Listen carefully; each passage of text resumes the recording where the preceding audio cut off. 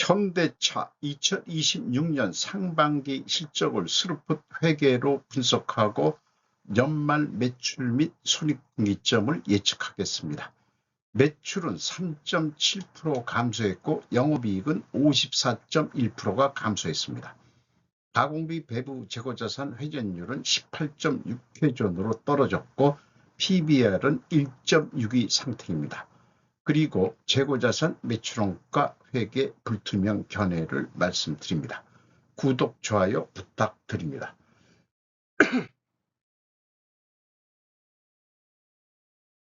현대차에 대한 소개입니다. 본사는 서초구 혼릉로 12 양재동, 연결 실체에는 자동차와 자동차 부품의 제조 및 판매, 차량 정비 등의 사업을 운영하는 차량 부문과 차량 할부 금융 및 결제 대행 업무 등의 사업을 운영하는 금융 부문 및 철도 차량 제작 등의 사업을 운영하는 기타 부분으로 구성되어 있다. 이렇게 소개하고 있습니다. 철도 차량은 현대 로템을 얘기하는 것 같고요. 차량 할부 금융은 현대차 증권을 얘기하고 있습니다. 홈페이지에서 차들을 좀 그렇게 가져와 봤습니다. 주가는 45만 3천 원으로 1년 전보다 108.3%가 상승했습니다. PBR은 1.62 상태입니다. 전년도에는 0.81분이 되질 않았습니다. 5% 이상 주주는 현대모비스가 22.36%를 가지고 있고 국민연금공단이 7.8%, 정몽구씨가 5.6%, 외국인이 25.1%를 가지고 있는데 JP모건, 골드만삭스가 단골로 나옵니다. 스루풋 회계로 분석한 결과입니다. 매출은 38조 7,209억 원으로 전년도 상분기보다 3.7% 감소했습니다. 상반기보다 매출에 비례하는 매출 재료비는 26조 2,142억 원으로 1%가 증가했습니다. 매출은 떨어졌는데 매출 재료비는 증가했다. 그 갭이 플러스 4.8%이기 때문에 원재료 가격이 상승했다고 1차 추론을 할 수 있습니다. 스루풋율이 3.2% 하락했고요. 운영경비는 1.3% 증가했습니다. 그 결과 TOE 생산성은 1.15로서 0.18포인트가 하락했습니다. 영업이익은 1조 6,107억 원으로 54.1%가 감소했습니다. 원가회계 영업이익보다 112억 5,500만 원이 더 작은 수치인데 이것은 가공비 배부 재고자산이 증가했기 때문입니다. 전년도에는 갭이 더 큽니다. 1,180억 원. 올해는 재고가 그렇게 크게 증가 안 했다고 봐야 되겠죠. 스루풋 영업이익률은 4.2%로 4.6% 하락했습니다. 재고 회전율은 18.6회전으로 전년도보다 2%는 상승했습니다. 2회전은 원가회계 영업 손익계산서입니다. 영업이익이 55.3% 감소했는데 독특한 것이 금융손익에서 3조 5,711억 원의 이익이 났습니다. 이 결과 때문에 세전이익은 무려 5조 3,390억 원이 나왔고 법인세 비용이 10.1%뿐이 실효법인세율이 10.1%뿐이 계산이 안 되네요. 그래서 당기순이익은 무려 4조 7,985억 원. 뭔 금융손익이 이렇게 많이 나느냐. 그러나 스루풋 회계는 이 부분은 제가 접근을 하지 않습니다. 핵심적인 것은 스루풋 회계하고 원가 회계하고의 차이가 원가 회계의 문제점을 부각시키기 위한 거기 때문에 그렇습니다. 어쨌든 제조업인지 금융업인지 정체성이 헷갈리게 만드는 경우가 많습니다. 재고자산 명세입니다. 제품, 상품, 반제품, 제공품 합쳐서 가공비 배부 재고자산 3조 3,631억 원, 연초보다 691억 5,100만 원 밖에 증가를 안 했습니다. 전년도에는 7,145억 원이나 증가를 했었습니다. 올해는 그 매출도 감소했고 했기 때문에 생산을 그렇게 많이 안 한 것으로 그렇게 보여집니다. 어쨌든 매출이 4% 감소했는데 재고는 2%밖에 증가하지는 않았다. 전년도에는 24%나 재고가 크게 증가했었습니다. 비용의 성격적 분류 분석 내용입니다. A 재고자산의 변동이 플러스 477억 7,900만 원이면 재고가 감소했다는 뜻이고요. 원재료의 사용 및 상품의 사용입니다. 미음자가 제가 탈락시켰네요. 26조 1,552억 원 1.4% 감소했습니다. A와 B를 더한 MC 매출원가 재료비는 26조 2,029억 원으로 1.5% 증가했고 운영경비는 10조 8,961억 원으로 1.3% 증가했습니다. 운영경비에서 판매관리비 5조 7,893억 원을 뺀 5조 1,067억 원이 공장 가공비가 되겠습니다. 가공비율 16.3% 0.2% 내려갔고요. 상대적으로 재료 비율이 0.2% 상승했습니다. 여기서도 우리는 원재료 가격이 상승했다라고 2차 추론을 해볼 수 있습니다. 비용의 성격적 분류를 현대차는 아주 간략하게 하고 있습니다. 또한 성격적 비용을 기타 비용, 금융의 기타, 영업의 기타 비용까지 넣어서 왔기 때문에 요거는 제가 맞춰 놓고서 운영경비를 역으로 산출하고 그 차이 기타 비용을 빼가지고 영업의 기타 비용이 5조 6,486억 원인데 무려 4,889억 원이 증가가 됐어요. 여기 종업원 급여비는 크게 떨어졌죠. 자, 이렇게 되는데 제가 요구하는 것은 이 기타 비용을 제일 궁금한 거는 외주비, 직영진원 말고 현대차 공장에 협력업체가 들어가서 일하는 그런 비정규직 직원들에 대한 외주비, 그게 궁금합니다. 그거를 좀 노출시켜줘야 되지 않겠냐, 이런 생각을 가지고 있습니다. 1단계 재고자산의 변동검증에서 1번은 재고자산 명세에서 뽑은 거고요. 비성분은 회사가 제시한 겁니다. 그러면 갭이 1,169억 원이나 차이가 납니다. 전년도는 114억 원 차이가 났고요. 그래서 이게 그 상품을 빼고서 얘기를 하고 있는 것 같습니다. 그래서 그 상품의 증감액을 가감해 주면은 전년도 거는 일치하는데 올해는 그거 외에 955억 원이 차이가 있는데 이것이 무엇인지는 추적할 방법을 찾지를 못했습니다. 이러시면은 안 됩니다. 그래서 그 PQ 총 제조 비용도 결론적으로 955억 원이 전년도에는 클리어했어요. 그리고 현금 흐름표도 2,100만 원밖에 차이가 없습니다. 근데 올해를 현금식으로 전체 재고 자산에 대해서 올해 거를 현금식으로 읽으면은 현금이 2,983억 원이 나갔으면 재고가 그만큼만 증가하면 되는데 3,159억 원이 증가했어요. 그래서 176억 원이 어디서 공짜로 재고가 생겼다. 그것이 찾아보니까 환입을 잡았다. 평가손실했던 거 68억 4,300만 원밖에 안 됩니다.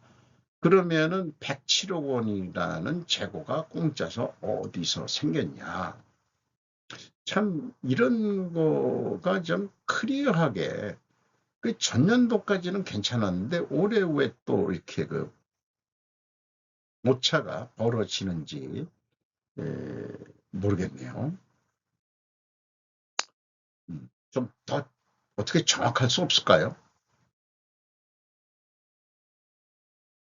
그리고 원가 회계하고의 영업이익 차이 112억 5,500만 원은 재고 증가액에서 가공 비율을 곱하면은 그것이 검증이 되겠습니다. 인건비 3조 9천억 원대입니다. 7.5% 감소했습니다. 그리고 직원 수는 7만 1,793명으로 966명이 감소했습니다. 자, 직원들을 감소시키고 있습니다. 그래서 연간 평균 임금은 1억 87만 원, 전년도에는 1억 1,590만 원이었는데 이 감원된 직원들은 아마 경력자들이 많겠죠. 그렇게 생각합니다. 여기 뭐 스루풋 관점상 노동생산성, 노동분배율 이런 거 했는데 이런 거가 다 그 원가회계 망령에 의해서 나오는 거기 때문에 제가 그 스루풋 쪽으로도 그 비율을 해서 생산이 아니고 매출 기준으로 이렇게 따져보는 거다. 요거를 한 거지만 실제 좀 전달하고 싶은 메시지는 노동 능력은 생산량에 대한 선형함수가 아니다. 인원 충원 또는 감원 결정에 따른 단계적 함수일 뿐이다. 이렇게 좀 어렵게 표현을 해 봅니다.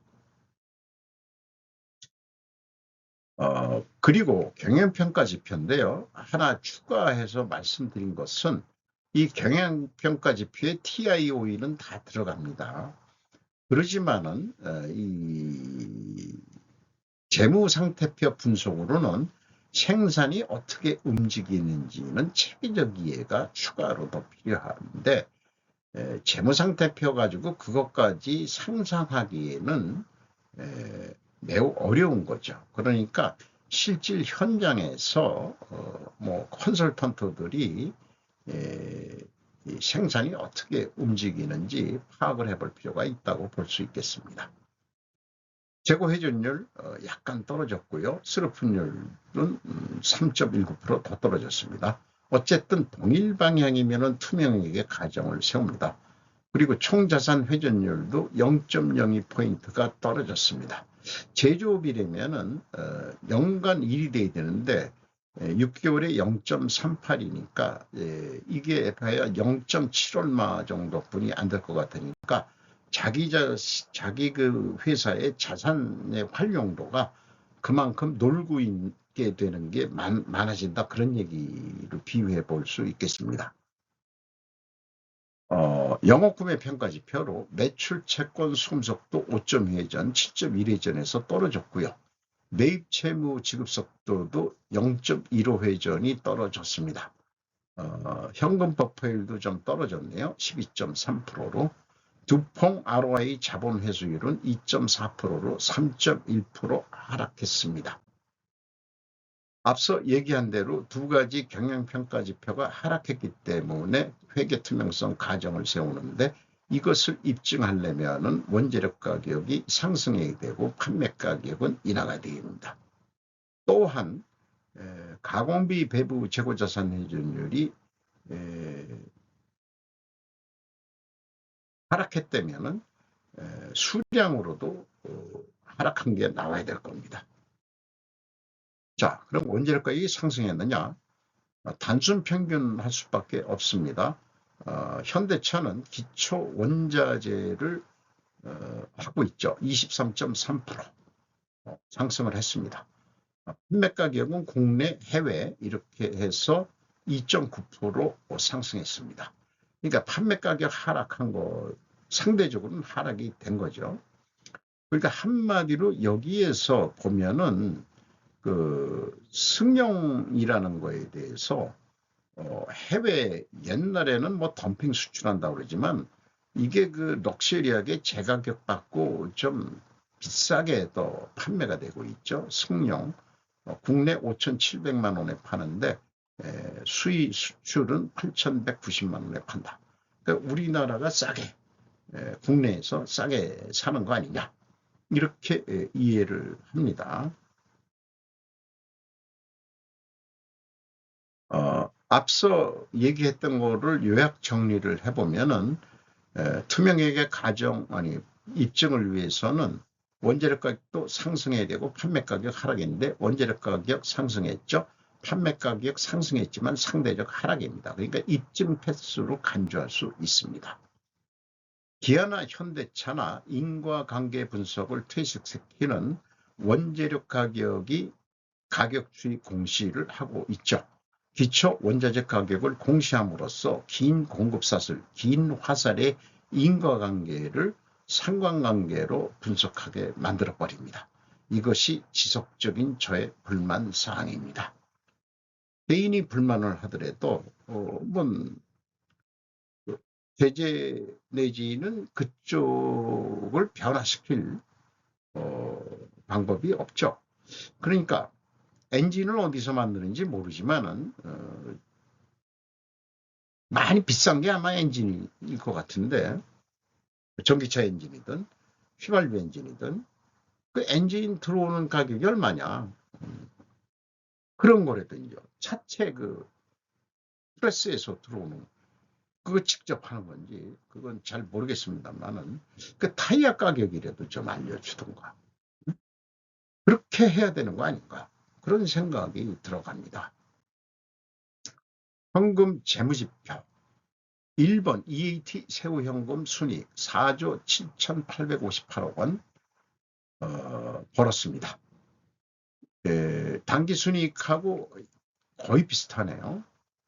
그리고 EMS 영업활동으로 유입된 돈은 3조 4,742억 원이고 사업 부문 전체 최종 들어온 돈은 1조 1,835억 원의 현금 유입이 있었습니다. 자유현금으로는 채권자한테 1조 3,345억 원을 갚았습니다. 그래서 이자 부채 레버리지율은 1.5%로 떨어졌습니다. 부채가 거의 없는 거나 마찬가지죠. 그렇습니다. 주주 자유현금으로는 1조 6,919억 원, 그 내역은 찾지 않았습니다. 이익 배분율이라고 볼 수 있겠죠. 그리고 비유동 자산에 2조 2,888억 원을 투자를 했습니다. 납입자본 성장률 11.9, 그 다음에 약간 올라갔죠. 이익잉여금률 1,101.3%, 이것도 올라갔습니다. 재무상태표 자산 계정입니다. 재구성한 건데요. 필요한 부분만 좀 생각을 해봤습니다.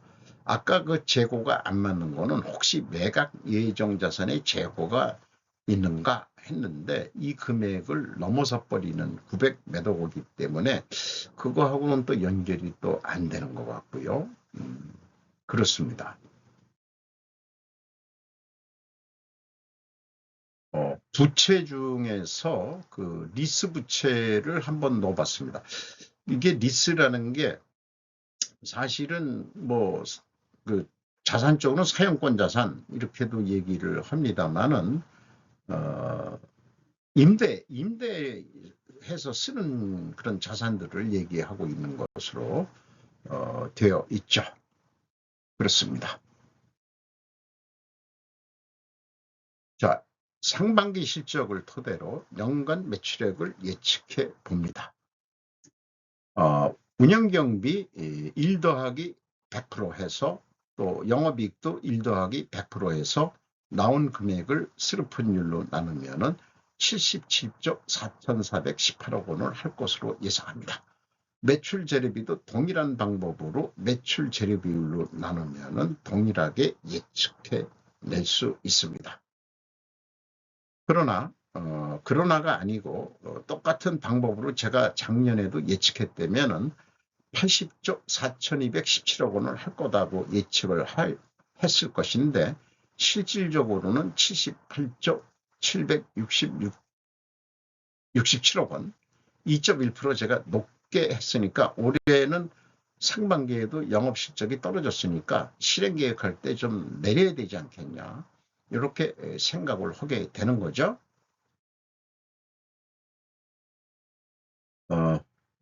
요거는 좀 넘어가고요. 작년도 손익분기점은 9월에 도달했습니다. 그러니까 이익이 남는 달은 10월, 11월, 12월 4분기 판매된 게에서 현대차는 이익을 냈다는 얘기인데 올해는 그게 10.5일로 늦어집니다. 1.5개월 거의 45일이나 손익분기점이 늦게 도달한다면은 아무리 봐도 영업이익이 더 줄 것 같은 그런 게 예상이 되죠. 그렇다면 매출 및 영업이익 상승을 위한 방법은 무엇일까? 이렇게 해서 실현 가능한 실행 계획을 세워봐야 되지 않겠느냐. 그래서 뭐 조금만 줄였습니다. 매출 증가율을 97.9%. 그래서 76조 6,282억 원. 그래서 회사한테 약속한 게 76조 6천억 원 하겠다. 아니면은 이걸 상대적으로 본인들이 판매 가격이라고 얘기를 하는 게 아니고 이런 기준으로 납품협력 업체의 납품 가격을 인정해 주라. 이런 의미에서 또 좀 역으로 설명하고 싶습니다. 어쨌든 7,660만 원짜리 자동차 한 대를 팔면은 293만 원이 남는다.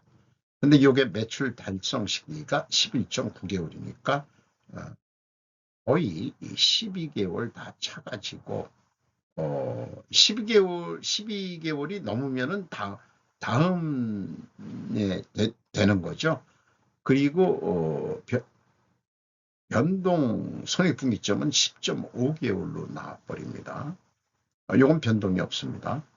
그래서 이 이익을 더 내고 할 방법은 뭐냐? 재고 회전율을 20회전 올려봐라. 20회전을 어떻게 올리는데 여기 1번, 2번, 3번 이게 복합작용으로 뭐가 나와야 되겠죠. 제품 믹스라고 표현하고 또 하고 뭐 여러 가지 표현들을 하는데 복잡하긴 하겠습니다만은 그러면은 이게 만약에 달성이 된다면은 4조 3,089억 원 이익이 낼 수 있다.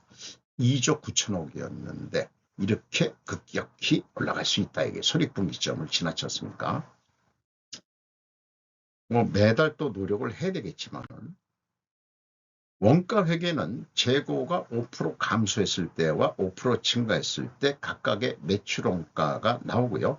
재고가 증가할 때는 매출 원가가 내려갑니다. 이게 원가 회계가 좋은 게 아니고 악려하는 거죠.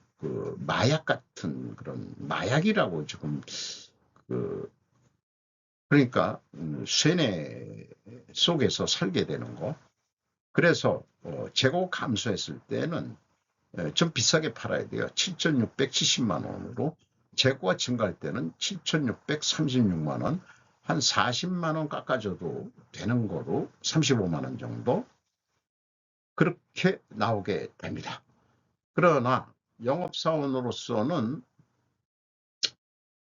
이거를 납품업체가 다른 거라고 해보죠. 다른 어떤 상징적인 엔진 100대 가격이라고 가정을 해보죠. 자, 그 영업사원 입장에서는 조금씩 부풀릴 거예요. 이렇게. 그래서 7,662만 원 주세요. 자, 이 정도 내역을 안 되면은 깎을 필요가 뭐 있냐. 가격 후려치지 말아라. 얘기는. 그래서 2만 원만 체면상 깎아라. 체면상. 2만 원만. 그때 매출원가가 원가율이 81%가 되고 영업이익은 310만 원 남는다.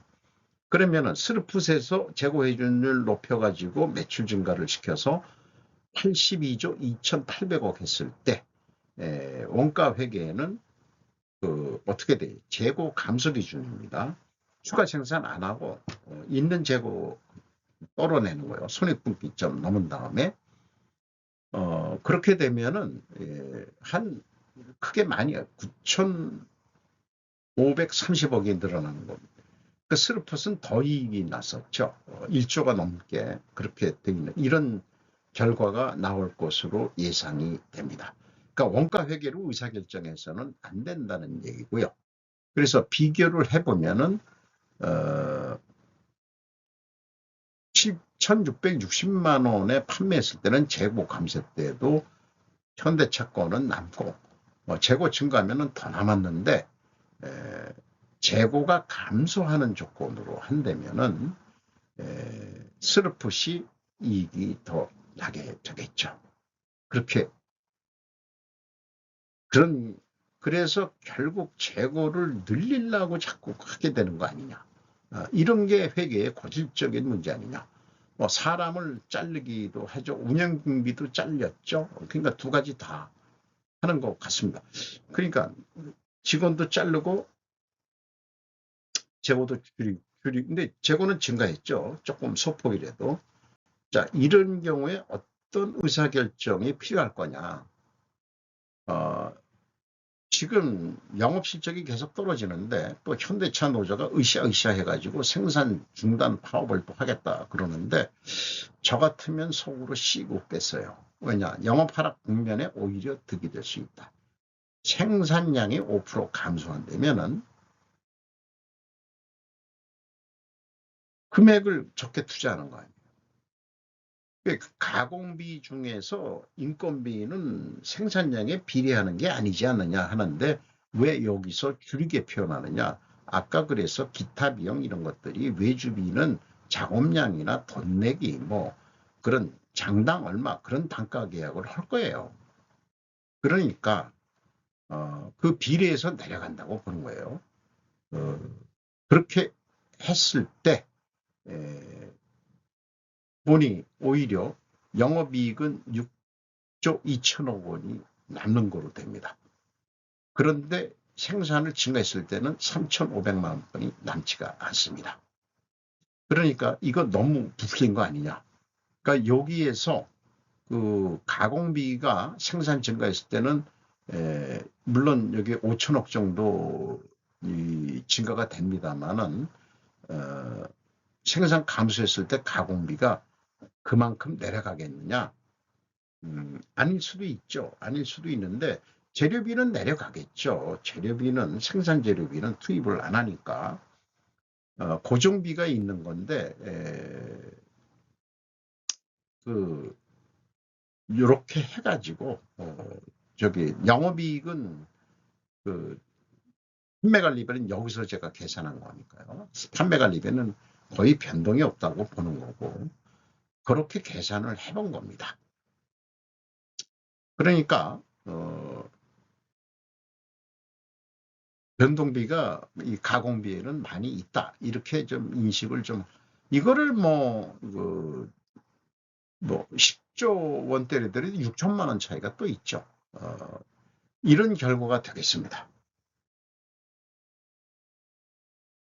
과잉 생산 덤핑하지 말라. 자동차도 중국은 전기차를 덤핑하고 있는데 이것이 제닛 옐런 언니가 중국에 경고했지만 안 되고 있기 때문에 사실상 무역 전쟁이 나중에 3차 대전까지 나가는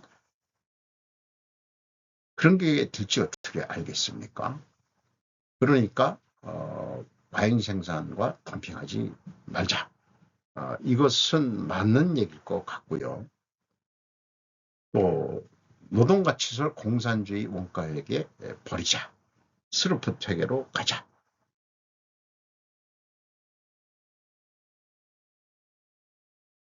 오늘도 좋은 하루 되시기 바랍니다. 굿아이.